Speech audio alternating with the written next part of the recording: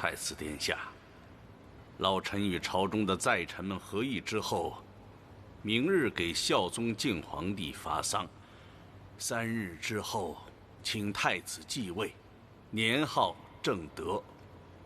干嘛这么猴急呀？连年号都出来了，正德。李阁老，我都能猜出是哪2个字儿来，肯定是正经八百的正，道德文章的德。太子说的没错。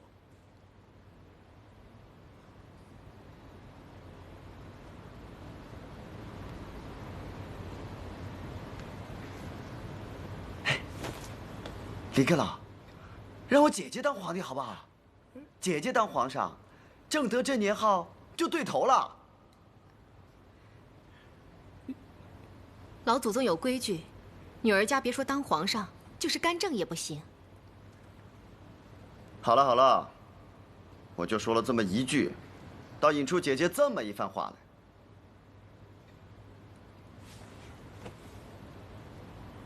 李阁老，你接着说吧。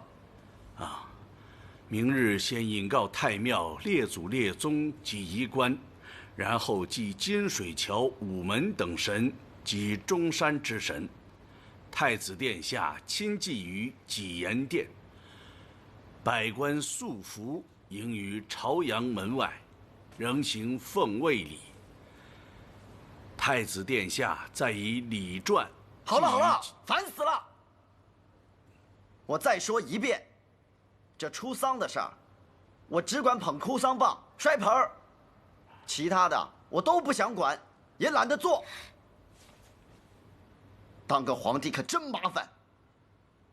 以后我100年了，别人是不是也这样对我呀？殿下，这么说，这个皇帝不当也罢。太子殿下，李阁老，这话我已经说了很多遍了，今天我再说一遍。我告诉你们，这可是最后一遍了。神器不可无主，天位岂能久虚？请太子。这皇帝我是真心的不想做。你那么有学问，再生僻的字儿你都懂，这么简单一句话你硬是听不懂啊？哎呀，太子啊！哎呀，行了，这事儿我不想谈了，我还得遛鸟去呢。太子殿下，太子，阁老，你看这，刘公公。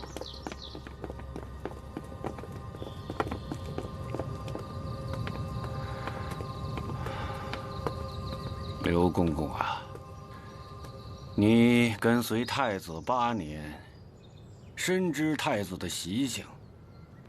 太子迟迟不肯登基继位，为何你一言不发呀？阁老和萧公公都是先帝爷交代下来的顾命大臣，学识人品都是高人一等。阁老和萧公公都不能劝说太子登基继位，哼，奴才何德何能，岂敢妄言？啊，老臣有负先帝重托。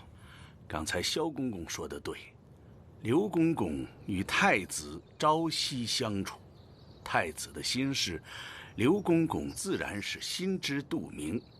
劝说太子早日登基，刘公公自会有一番独到的说辞。我以为刘公公也不希望看到皇位旁落的。多谢李阁老的信赖。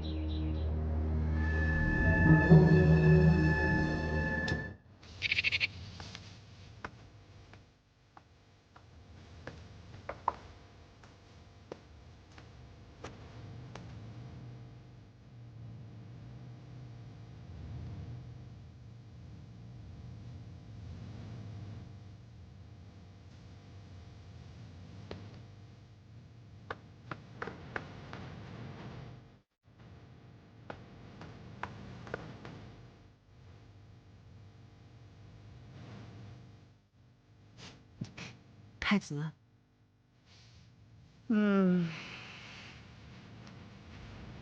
太子。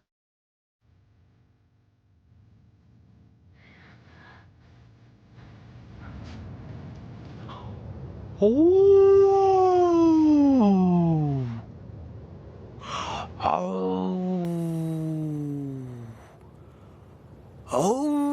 老虎！哎，老虎在哪？苏老，快给我备剑！哎，太子，这虎叫是奴才学的。什么？是你学的？奴才实在没办法叫醒太子，只有出此下策。苏介，你胆大包天，知道什么叫欺君之罪吗？太子要打要罚，奴才都心甘情愿。不过，太子，宁嫔公主在打点行装，她要出宫了。他要去哪里啊？奴才不知。停！都给我停下来！走！别走！姐姐，你这是干什么？难道这宫里还有人敢欺负姐姐你吗？现在是没有人敢，不过这日子也来得快了。姐姐为什么这么说呀？太子不愿意登基做皇上，一旦这天下被人家做了，太子你说，姐姐还能在这宫里待下去吗？那姐姐你打算去哪儿啊？姐姐已经在法华寺边上找了一所住处，就在那里念佛学经。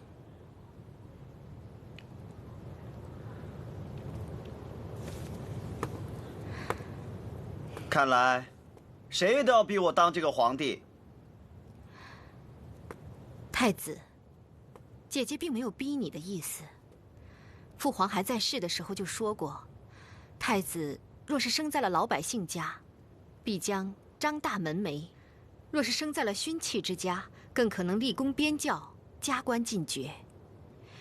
只可惜，太子贵为父皇之子，又为父皇的独子。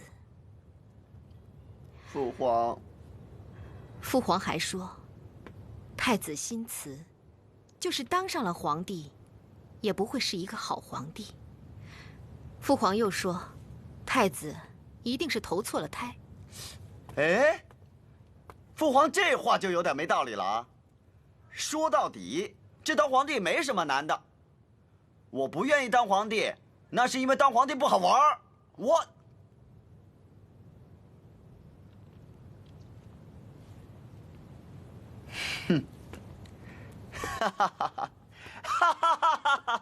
何事竟让太子如此高兴？姐姐，这用的是激将法吧？大家都把东西快收拾好吧。是。哎，停！都不准收拾！除非太子答应姐姐。姐姐不该用这种办法来胁迫我当皇帝。太子，姐姐的脾气你也是知道的。要离开宫里，的确有赌气的成分在，可也不全是啊。那好吧，我让一步。当皇帝这件事情，我们可以慢慢商量。商量那是对姐姐而言，对他们来说是谈判。谈判当皇帝，这可真是前无古人后无来者。可不是，答应我的条件我就当，要不免谈。好，谈判。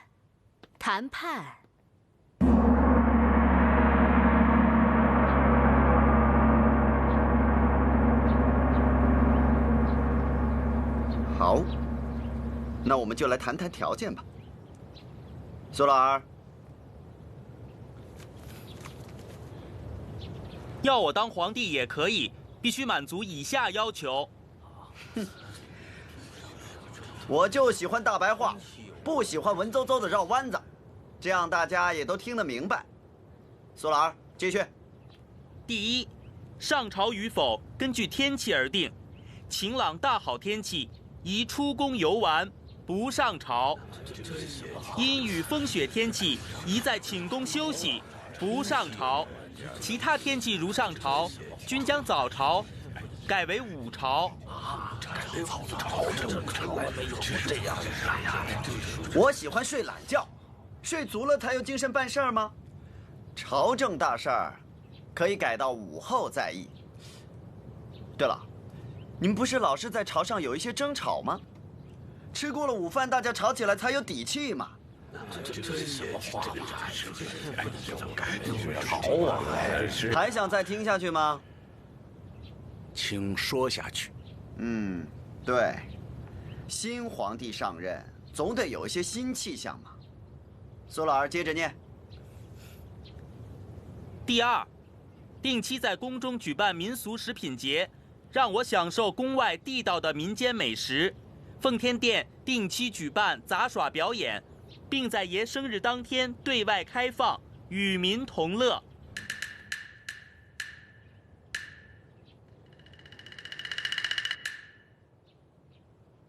第三，朝中大臣年龄普遍偏大，应增加年轻官员，降低平均年龄。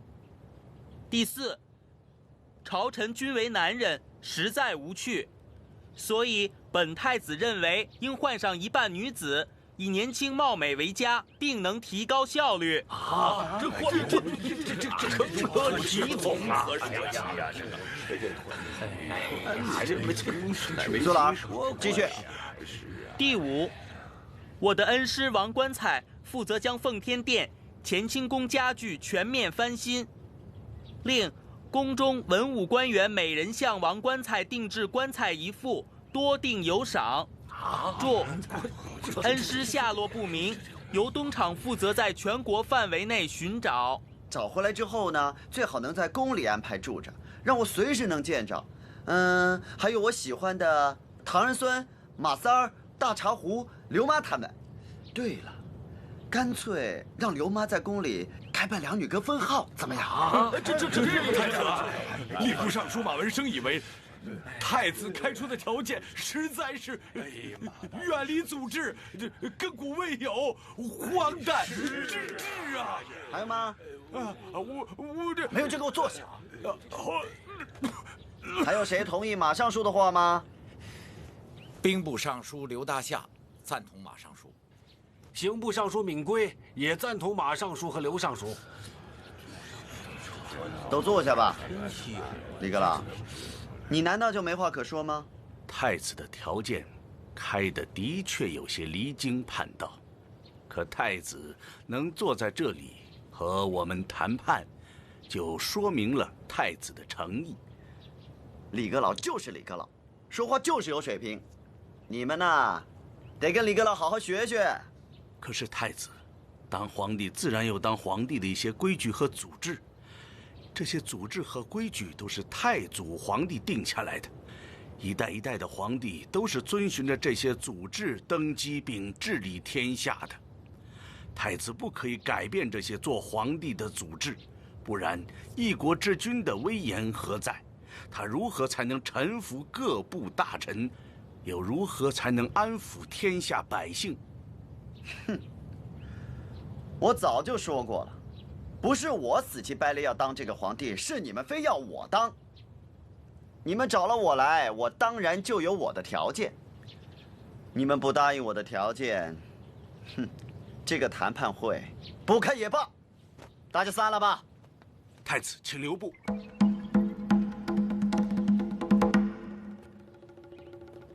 李阁老同意我的条件了。既然是谈判，自然是你来我往，要有回合。请太子继续把条件说完，容内阁会同6部大臣一同商讨。这还算是一句中听的话。坐下吧。苏老儿接着念。第6，西松崖使节牛皮轰轰，说他们有一支无敌舰队，也要打造一支比他们更牛的水军，亲自下西洋，打得他们满地找牙。爷还要看看西松崖长得什么模样。第7，没了。没了？只有6条吗？我怎么记得有7、8条的？容我再想想啊。既然太子开出了这6条，那我们就这6条进行商议。太子，今日之议就到此结束吧。哎，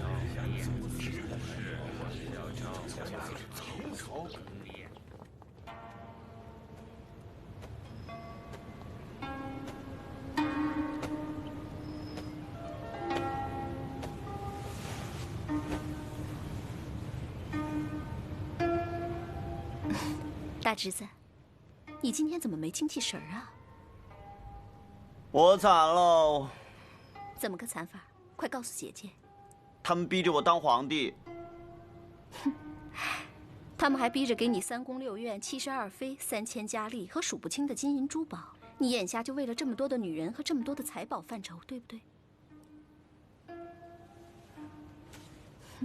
我这个人呐，就是喜欢当小二，不喜欢当老板。对我来说，当小二就等于是做皇帝，做老板倒等于是当苦役了。昨日、今日、明日，哪个在前呀？这是怎么问的呀？是先有你爹你娘，然后有你，还是先有你，然后再有你爹你娘啊？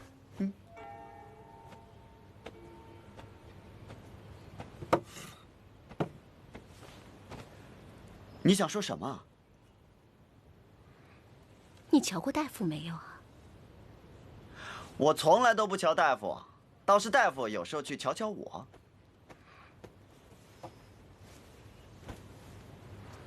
唉，其实像我们这样的人，就是做梦也要做个靠谱一点的梦才行。青山在，绿水在，冤家不在。风常来，雨常来，心术不来。灾不害，病不害，相思常害。大侄子，你来两女歌唱曲儿吧，我看你唱曲儿倒挺有天赋的。经内阁6部大臣们一起商议，做出如下决议：否决第1条、第4条，同意第3条，有待商榷的是第2条、第5条、第6条。啊，这么不痛快，这怎么谈呢？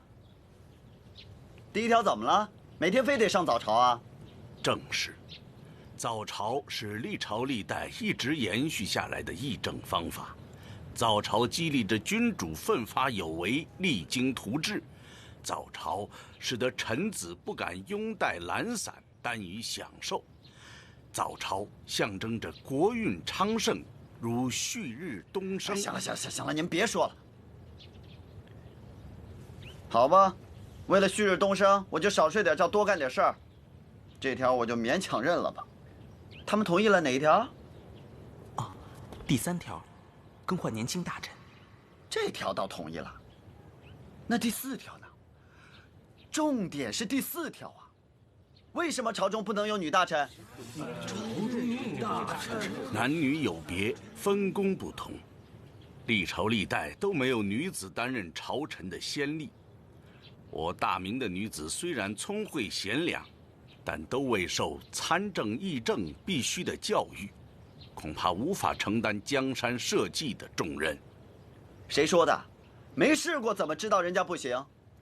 我看有的女人比男人明白多了，聪明能干得很。太子强调的好像是年轻美貌。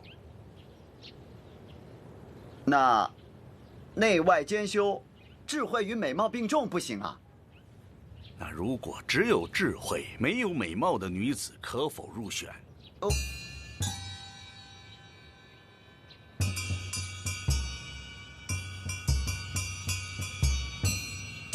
算了，估计爱当官的女人也没什么趣儿。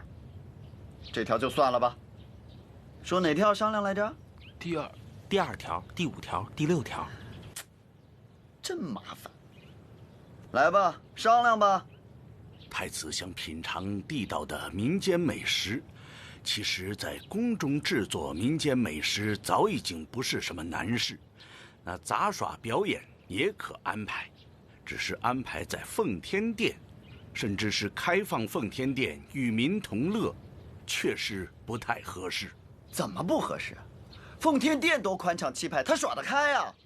奉天殿的地位非同小可，一切朝廷的重大礼仪和政治活动都在这里举行。有皇帝即大位，皇上大婚，皇后册立，命将出征，三大节，元旦、冬至、万寿、百官朝贺赐宴。奉天殿是王朝权力的象征，实在是不宜安排游乐活动。宫中宽敞的地方很多，譬如御花园等处，还是恳请太子另择一地。有地方不用，真是浪费。那我师傅他们能到宫里来住吗？倒也无妨，如果他们住得惯的话。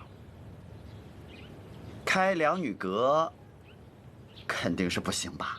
在宫中开办声色场所，定将遭到后人的指责耻笑，万万不可。就知道你们假道学，用脚趾头猜都能猜出来。还有什么不行的？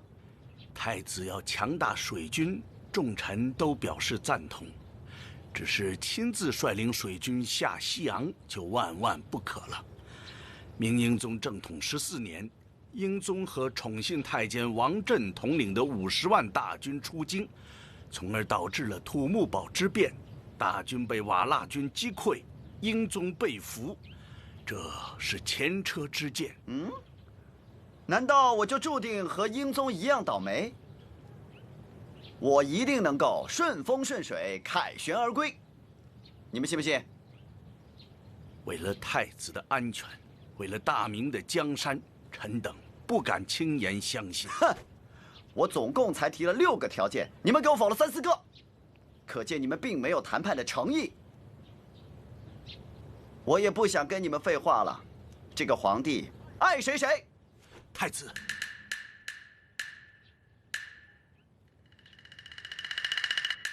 那我们同意打造水军的条件，只是不到万不得已的时候，望皇上坐镇朝中指挥。相信我大明英勇将士定能为皇上大胜敌军。那就到时候再说了。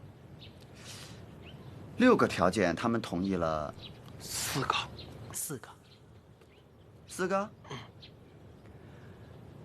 好吧，那我就当这个皇帝。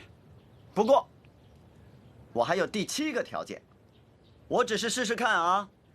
要是哪天我当的不高兴了，我随时可以不当。走人。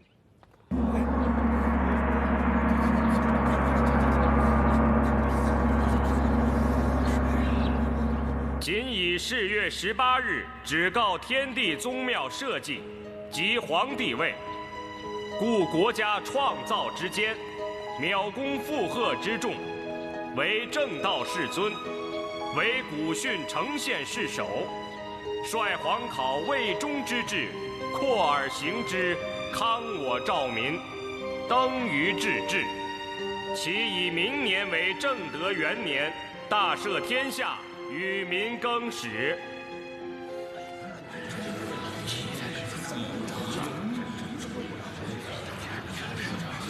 龙椅呢？这龙椅呢？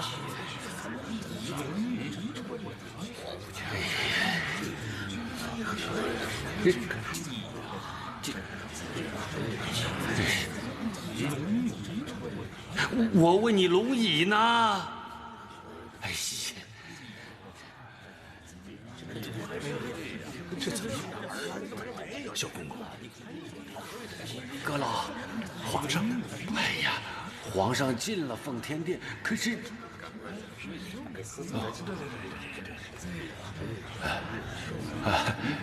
刘公公，皇上呢？萧公公，你急什么呀？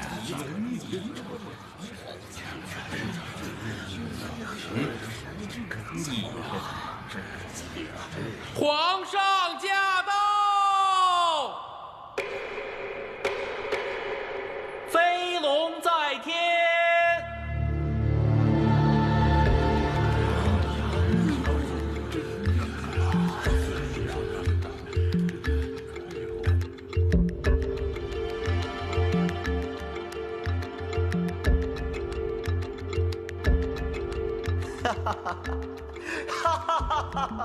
百官朝见！万岁！从这个高度看你们，一个一个就跟在小人国里似的。凭什么？谢皇上。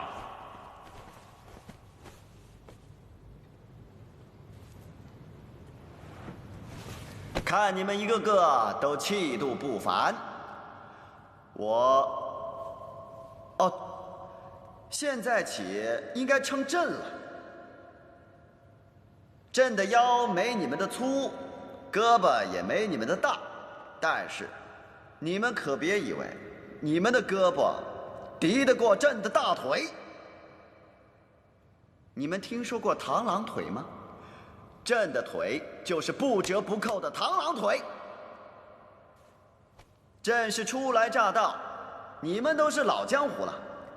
今天朕想问问看，你们希望朕做个什么样的皇帝呀？皇上，唐太宗说，以铜为鉴，可正衣冠；以古为鉴，可见兴替。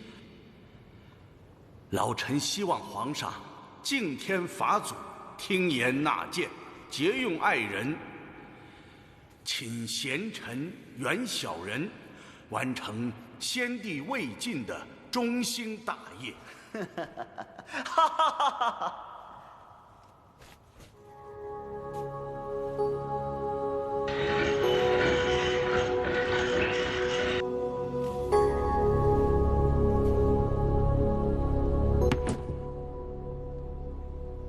这是你们的想法，很好啊。还有什么别的话说？臣吏部尚书马文生要弹劾内阁。为什么？皇上登基，内阁却将新年号定为正德，这实在是大谬啊！谬在哪儿啊？在臣看来，这实在是不读书的人才会出现如此的谬误。正德是西夏崇宗李乾顺用过的年号，是李乾顺用过的8个年号中的一个。李乾顺是明君是昏君且不说，他那个朝廷却连偏安的朝廷都算不上。内阁诸人不至于连《宋史》都未曾读过吧？有马文生这种想法的，还有别的人吗？臣兵部尚书刘大夏赞同马尚书弹劾内阁。臣刑部尚书闵圭赞同马尚书刘尚书弹劾内阁。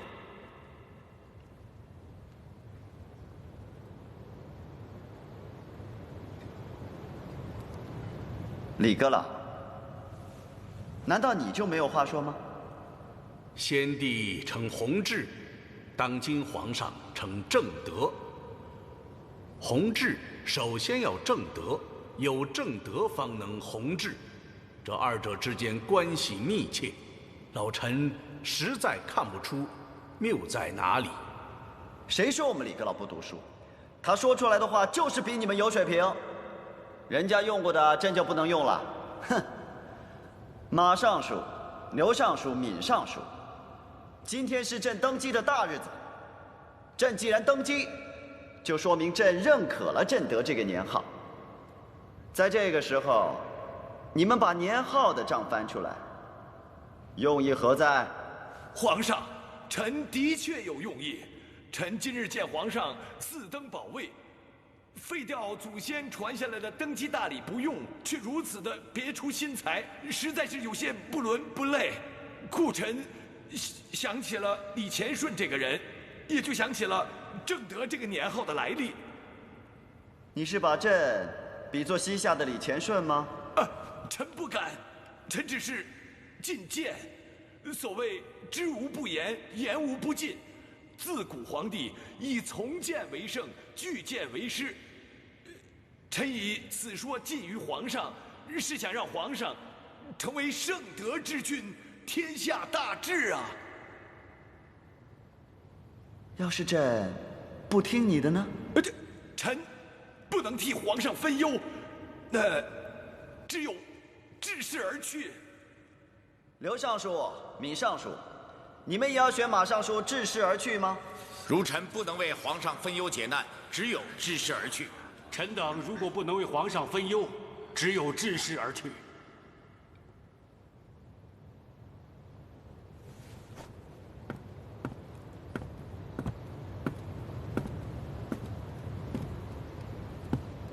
今天是朕登基的日子，你们却来这么一出。好，那朕就准了你们。从明天起，你们就回原籍去吧。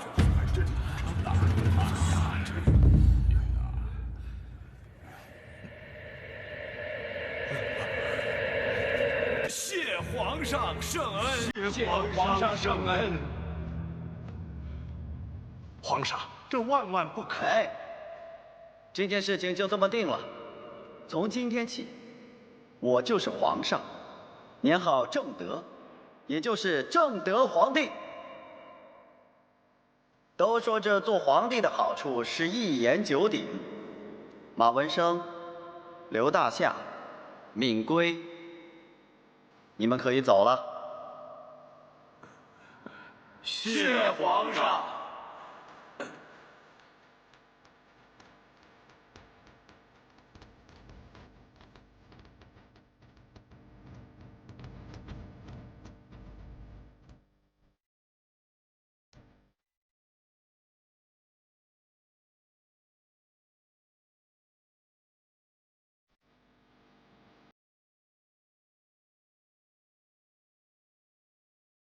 李阁老，你还有什么话说吗？那好，朕来跟你们说说朕当皇上的想法。你们听好了，朕原本想做的第一件事儿，就是兴办水军，与西松崖一决高下。但是李阁老说，我们先不要和西松崖比。那好，水军这事儿我们就先搁下。但是有件事情是必须要做的。你们都知道，正统14年土木之变，英宗皇帝被北元人撸了去，这可是我们大明朝的奇耻大辱。所以，对北元用兵，把英宗皇帝输掉的面子给赢回来，就是朕必须要去做的大事之一。还有，朕比较喜欢美丽国人穿的裤子，整个一个米袋子。朕绝不能让山本人把这个米袋子抢了去。历朝历代的君主都对美丽国负了责，朕也要对美丽国负起责来。皇上天纵英姿，光阴洪宝，臣吏部左侍郎汪守敬感动涕零。哎，你是在给朕戴高帽子吧？戴高帽子的话，就别说的文绉绉的，我听不明白，我怎么领你的情啊？接着说吧。皇上，先帝在时，始终挂牵着民间贸易。民间贸易，祖法规定，不得使用白银。可纸币，老百姓又信不过。民间贸易，一般都使用铜钱。我大明朝开国100余年来所铸造的铜钱，还不及北宋仁宗朝的1半。现在我大明朝的人口，已经是北宋朝的1倍了。哦，朕听明白了，你的意思是，我大明朝应该多造铜钱？皇上英明。可以啊，朕准了。皇上，这造铜钱是需要铜的，现在国家缺的就是铜啊。那怎么办啊？皇上，必须大面积的探矿、采矿、炼铜、铸钱呢。那就炼呗。皇上，这万万不可。为什么？炼铜铸钱要根据朝廷的收支为度，不可想当然耳。当前我朝货币稳定，物流畅通，且云南、安徽铜矿所产之铜足以应付铸钱之用。大面积开采铜矿，势必扰乱国计民生，导致天下动乱。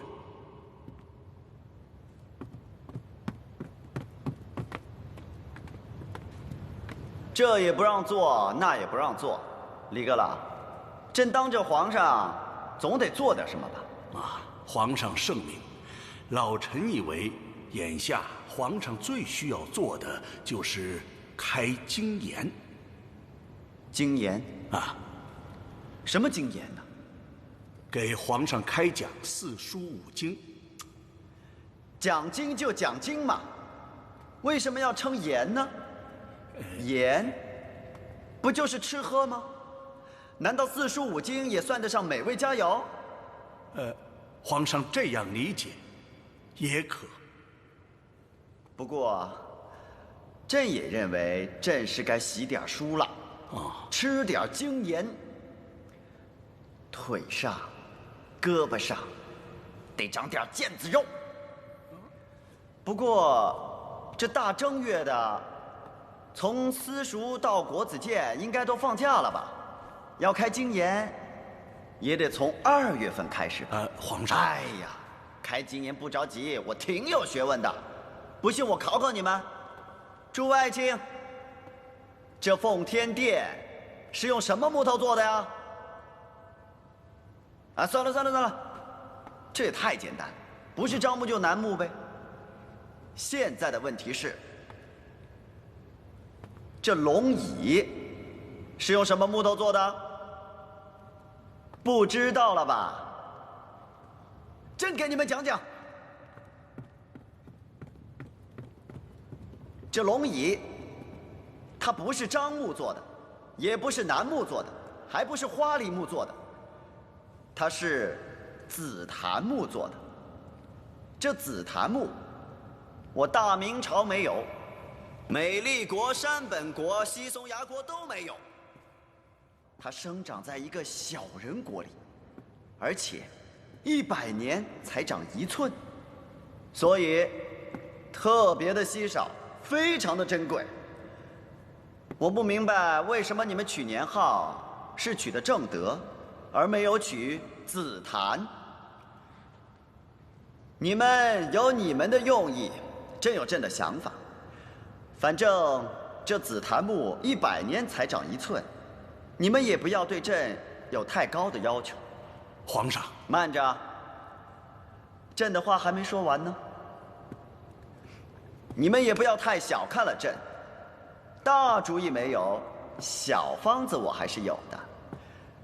京师地区的经济不景气，崇文门的税收是越来越少。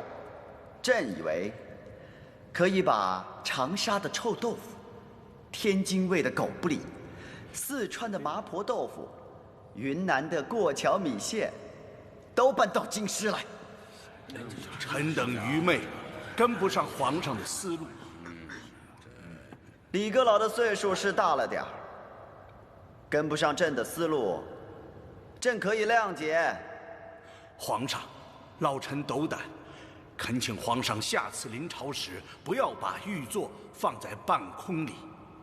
行啊，下次呢，我一定换一个方法，保证不会让众爱卿担惊受怕。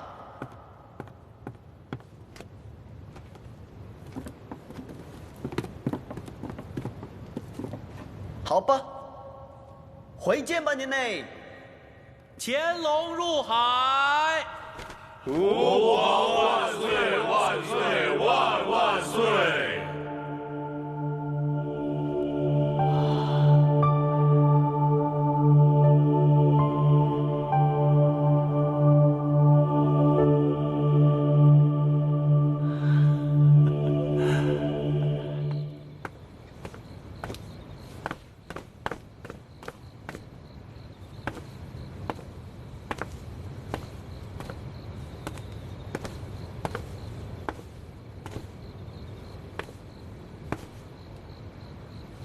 今天是正月15，哎，赶得好不如赶得巧，两宫皇太后都聚在这儿了，咱家有礼了。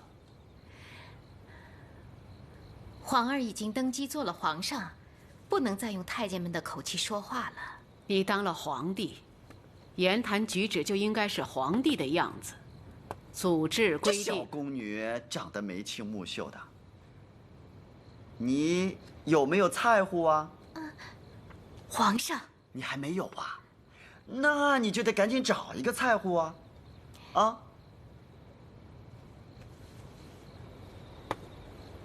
苏老儿，你有没有对使者啊？爷，奴才还小，不知道什么叫对使。啊！原来你也没开窍啊！行了。你如果跟这个小宫女儿好上了，她就是你的对使者，她管你叫菜户。你看她比你大吧，她还能照顾你。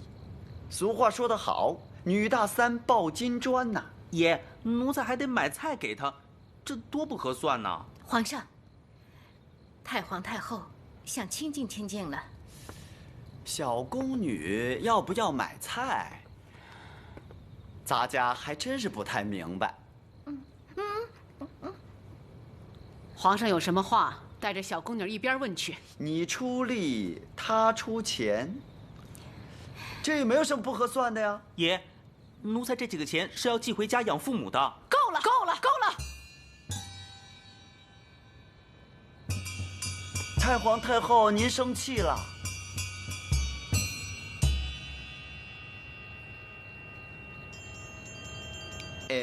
不好玩了。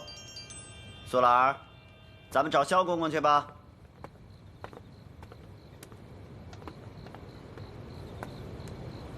小宫女儿，你不给苏老儿做对使者，你会后悔一辈子的。